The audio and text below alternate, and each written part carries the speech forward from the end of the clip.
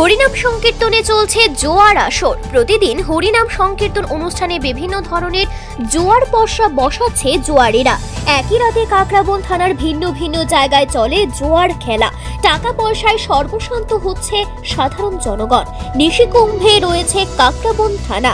অভিযোগ, কাকরাবন থানার ওসি গুরুপদ দেবনাথ টাকার বিনিময়ে অনুমতি দিচ্ছে জুয়া খেলার। শুক্রবার রাতে দেখা গিয়েছে কাকরাবন থানা থেকে 400 মিটার দূরত্বে জুয়া খেলা চলে, পুলিশ দিচ্ছে পাহারা।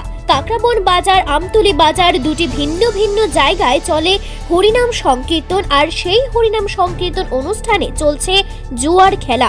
অভিযোগ, কাকরাবন থানার পুলিশ কাকরাবন বাজার এলাকায় জুয়া খেলা থেকে 60,000 টাকা এবং আমতলী বাজার এলাকায় জুয়া খেলা থেকে 45,000 টাকার বিনিময়ে জুয়া খেলার মৌখিক অনুমতি দেয়, যদিও পুলিশ এই ঘটনা সম্পূর্ণ অস্বীকার করে।